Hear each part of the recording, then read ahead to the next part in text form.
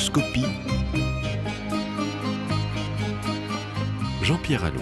C'est un dessinateur, un sculpteur, un voyageur, une sorte de Rimbaud des temps modernes que j'accueille au micro de Microscopie. Emmanuel Michel, parlons de la Havane, parlons de Cuba. Vous avez fait qu'un voyage là-bas ? Oui, un seul. Ça fait un moment que je voulais y mettre les pieds. Et puis voilà, puis un jour, on décide de prendre son billet, d'y aller. D'avoir son visa ?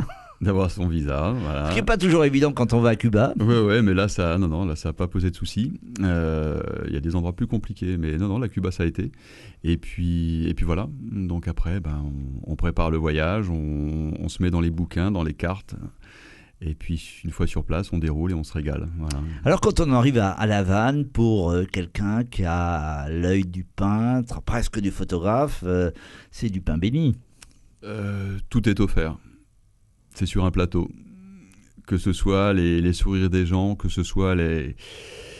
C'est des clichés, mais ils sont justifiés. Ils sont justifiés parce que c'est là, voilà. Ouais. Que ce soit les façades lépreuses, mais ô combien joliment lépreuses. Que ce soit les faibles éclairages quand on se balade la nuit dans des ruelles et où on a des petites impasses uniquement éclairées par les télés avec des silhouettes qui se découpent ou qui se reflètent dans des flaques. À n'importe quel moment du jour et de la nuit et dans n'importe quel coin, il y a des choses qui sont belles. C'est vraiment offert sur un plateau et je dirais qu'il n'y a même aucun mérite de faire des belles images et de ramener des belles choses de là-bas. Sauf à dire que quand même les Cubains, c'est un peuple extrêmement attachant qui vit dans une misère qui est patente. C'est évident. Ouais. Voilà, et que le lien se fait naturellement avec eux. Très simplement, très naturellement, c'est des gens qui sont très ouverts, qui sont très très faciles d'abord, et où les choses se font très facilement. Très amicaux, très accueillants. Ils recherchent du reste ce lien avec les Occidentaux. Oui, et alors qu'on sent vraiment comme vous le disiez, une pauvreté qui est présente. Ils sont à genoux. C'est un peuple qui est à genoux, mais avec un sourire et une pêche et une banane magnifique, alors qu'ils auraient de quoi se lamenter sur leur sort. Ouais, et un sens de la débrouille. Ils n'ont pas le choix, en fait. Oui. C'est-à-dire que le manque amène obligatoirement la débrouille et l'inventivité. Voilà. Et donc, encore une fois, ils le font avec le sourire. Et eux, ils sont hyper démerdes. C'est-à-dire que n'ayant rien, le pays étant complètement fermé, ils sont obligés de recycler et de faire avec ce qu'ils ont sous la main.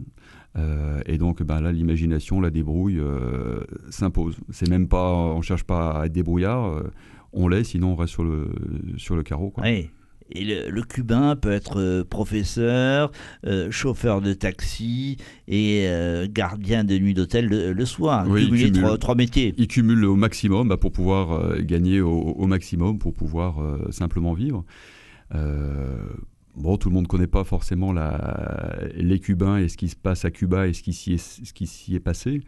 Mais encore aujourd'hui, il y a comme des tickets de rationnement qui sont donnés. Oui. Voilà, donc, on fait des queues devant certains magasins. Les gens font des queues devant des épiceries avec des étagères vides. Et une fois qu'ils ont éclusé leur petit ticket pour leur ration mensuelle, ils se retrouvent à devoir se débrouiller pour justement continuer à acheter ou une savonnette ou un petit peu de lait. Et donc là, tous les boulots sont bons. Et vraiment tout. C'est pour ça qu'il y a aussi énormément de prostitution à Cuba, parce que chacun fait ce qu'il peut avec ce qu'il a. Oui. Voilà. La prostitution, c'est vrai que c'est un commerce à peine occulte. Il est très visible et très présent. C'est ce que je disais. Chacun fait ce qu'il peut avec ce qu'il a. Oui, c'est flagrant. Ouais. Oui. Quand vous avez débarqué à La Havane, à l'aéroport, j'imagine que tout de suite on débarque sur ce malecón qui est ce boulevard qui longe l'océan, la jetée, où tout le monde, tous les habitants de La Havane viennent à un moment de la journée se promener. On l'appelle parfois le boulevard du désespoir, parce qu'on espère la liberté au bout, et une liberté qui ne vient pas. Oui, le pays est entièrement fermé. Alors il y a eu l'histoire des Cubains est mouvementée. Beaucoup ont laissé leur peau entre cette île et Miami, en essayant de rejoindre le continent qui était un Eldorado pour eux. Certains y sont arrivés, beaucoup ont péri en mer, et du coup il y a même un moment où toutes les embarcations étaient interdites, tous les bateaux. Il ne pouvait plus y avoir de bateaux autour de Cuba pour que les gens puissent s'en échapper. Ou aller voir ailleurs ce qui se passe. Donc, oui, et c'est vrai que quand on est sur cette jetée, il y a la mer et la liberté qui est au bout. Donc, on peut avoir cette sensation. Mais c'est aussi une jetée qui est hyper vivante, très joyeuse.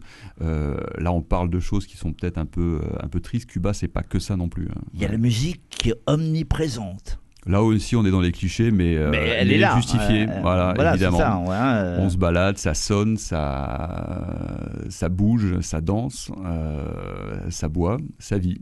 Oui. Vous êtes resté combien de temps, Emmanuel, à Cuba Je suis resté un bon mois. Je suis parti tout seul et ma femme m'a rejoint. On a continué le voyage tous les deux. Donc voilà, un peu plus d'un mois. Et vous êtes allé dans l'arrière-pays, dans la Vuelta Barro oui, bien sûr, là, dans toute la partie ouest, qui est, alors c'est là où il y a tout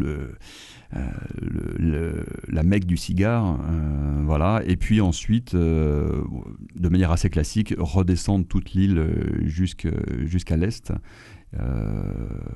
Voilà, jusqu'à Santiago de Cuba. Voilà. Oui, dans la solitude des champs de tabac, comme aurait dit Coltès. Oui, c'est vrai que c'est une région. Alors, il faut dire que les Espagnols, quand ils ont débarqué, ont voulu planter de la vigne, hein, et puis la vigne n'a pas poussé là-bas. Et c'est le tabac qui a été, d'ailleurs, la région la plus féconde en matière de tabac, c'est Los Vinales, qui veut dire les vignes, évidemment, si on traduit. Et c'est vraiment un triangle magique où on fait les meilleurs tabacs, et là on rencontre ces producteurs de tabac qui sont des personnes, pour un dessinateur, croquer ces personnes-là, c'est que du bonheur, non? Oui, et les gens, et la culture, et tout ce qui tourne autour du tabac et du cigare.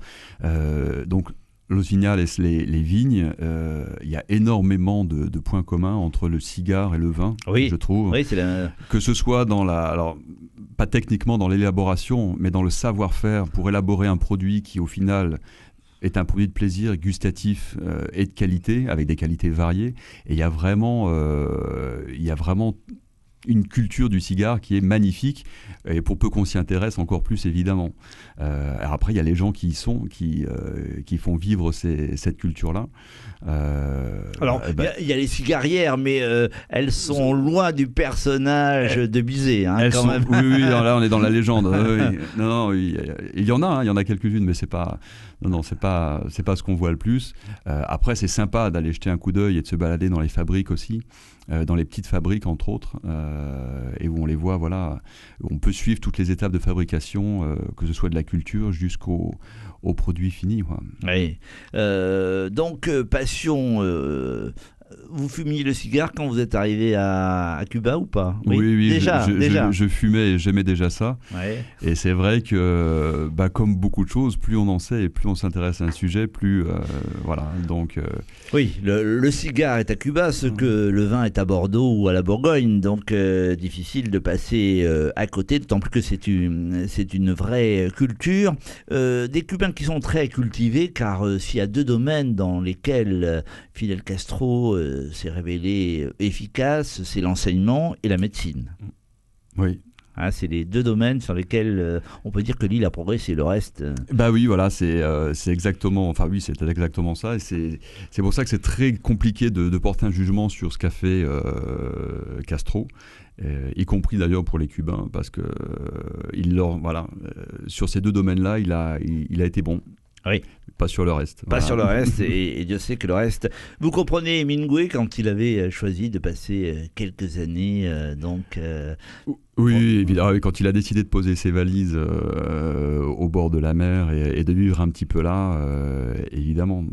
En plus, c'était voilà, par rapport au personnage d'Hemingway, au bon vivant, et puis à tout ce qui pouvait se passer.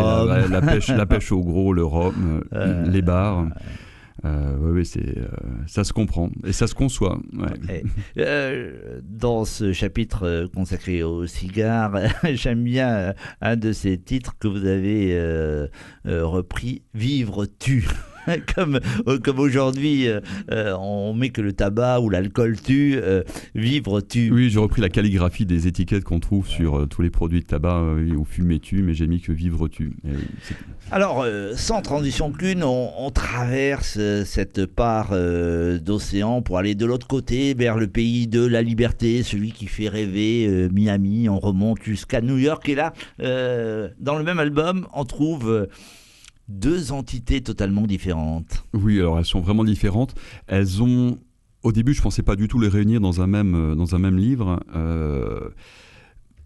Je ne peins pas et je ne fais pas tout ça pour faire des bouquins, en fait. Je travaille, et quand je vois que j'ai une somme de travaux suffisamment intéressants, et tiens, ça pourrait être sympa de faire un bouquin.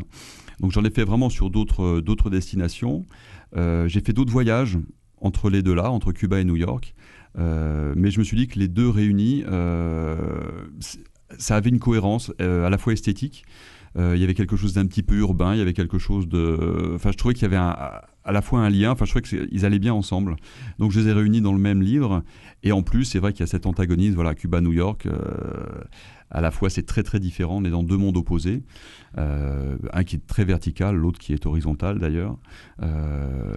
Et en même temps, ça m'intéressait, je trouvais chouette de les réunir. Voilà. Quels sont les quartiers de New York qui vous ont tous fasciné? Oui, parce que... Tous, chaque quartier a un intérêt. Chaque quartier a sa population aussi, hein, c'est-à-dire que dans le Bronx, c'est pas la même chose qu'au cœur de Manhattan ou à Times Square. Exactement, voilà, et c'est tout ça qui fait aussi le charme de New York, c'est d'aller user ses baskets, sur toute cette presqu'île, cette île. Enfin, c'est pas une île, je sais pas si d'ailleurs on peut dire une presqu'île. On peut le dire, même si tout ça c'est imbriqué, bien sûr. Et oui, et c'est de passer justement d'un quartier à l'autre, comme vous le disiez, la population est hyper changeante. Et quand on passe au-delà de, même Harlem, pour tomber encore dans un autre excès, de la même manière, oui. Oui, là aussi, la musique occupe une place importante. D'abord, il y a quand on arrive à New York, on est impressionné par cette espèce de vacarme assourdissant et le bruit des taxis jaunes dans la rue et des sirènes. Ouais, c'est une ville. Bon, c'est une destination. Pour le coup, c'est comme Cuba, c'est-à-dire qu'on est vraiment dans des gros clichés. Et comme Cuba, ils ont vraiment une raison d'être, que ce soit la magnificence de l'architecture qui est là, qui est explosive, qui est vertigineuse et qui, même si on en a conscience avant d'y aller, une fois qu'on est au pied de tout ça, quand on tombe devant le Chrysler, on peut pas faire autre chose que d'être ému. Ouais. Et c'est pareil pour oui, pour tous les coins, le coin du Vieux-Port, quand on arrive là, c'est de là qu'est partie la ville de New York. Et on a des petits bâtiments en briques rouges, on se croirait presque en Hollande, et on peut remonter comme ça jusqu'au nord de Manhattan. Non, c'est vraiment excellent. Il faut prendre le temps de s'y perdre, il faut prendre le temps, comme tous les endroits, il faut vraiment avoir le temps et errer, en fait. Ouais. Une faiblesse pour les blacks, hein, dans votre manière de croquer. Là, c'est vrai que là, il y en a pas mal. Ouais, oui, non, j'avoue, il y en a pas mal. Il n'y a pas que ça, mais c'est vrai qu'il y en a pas mal. Ouais. Peut-être pourquoi? Parce que c'est un peuple qui vous touche ou... Oui, il me touche, mais autant que les autres, mais je sais pas, c'est esthétique aussi, c'est les rencontres que j'ai pu faire aussi, c'est des personnes que j'ai pu croiser ou des personnages que j'ai pu croiser qui ont retenu mon attention à ce moment-là. Voilà. Ils se laissent croquer sans problème? Oui, c'est très très rare et ça, n'importe où dans le monde, quelqu'un ne se laisse pas croquer. Il prend ça comme un compliment. Alors les gens... À Cuba, quand vous photographiez les vrais fumeurs de cigares, ils vous demandent un petit $, quand même. Parce que ce ne sont pas les vrais fumeurs de cigares. Oui, ce ne sont pas les vrais, c'est vrai. C'est pas faux. Ah, oui. Enfin, c'est aussi un moyen de récupérer quelques oui, pièces. Là, c'est légitime. Là, c'est un petit boulot. C'est pour faire... Voilà, c'est pour le touriste rapidement de passage qui veut faire une photo avec un Cubain, un cliché de Cubain pour le coup. Mais non, les gens cessent toujours dessiner très facilement. J'ai jamais essuyé de refus. Ça ouvre même des portes. Voilà. C'est aussi le point de départ d'une discussion avec l'objet du dessin. C'est un échange immédiat. Les gens voient qu'on se pose, qu'on prend le temps, qu'on les regarde, qu'on les observe. Et qu'on les aime par là même. Des fois, ça se fait vraiment que dans le silence, d'ailleurs. Je peux me planter devant quelqu'un, sortir le carnet, me mettre à le dessiner, et la personne, elle va... Voilà, en général, ça amène qu'un sourire et qu'un comportement très efficace, empathique. Oui, mais très chaleureux et en général très positif. Ouais. Vous êtes fait des amis ou des relations? Des relations, des connaissances. Là, que ce soit Cuba ou New York, pas réellement, enfin pas pour l'instant en tout cas, réellement des amis, mais des connaissances, oui, des très bons moments passés, oui. Mais ce serait vous mentir que vous dire que je me suis fait vraiment des amis. Mais là, c'est dû pour le coup à la fugacité du voyage. Oui, vous restez un mois, un mois, c'est hyper court, voilà. Oui. Et donc c'est aussi de la vadrouille, c'est aussi bouger beaucoup. Et encore des fois, le temps n'est pas. Ça peut être très court et très très très intense. Emmanuel Michel a rêvé New York comme Yves Simon à une époque avait rêvé son New York. Nous l'écoutons.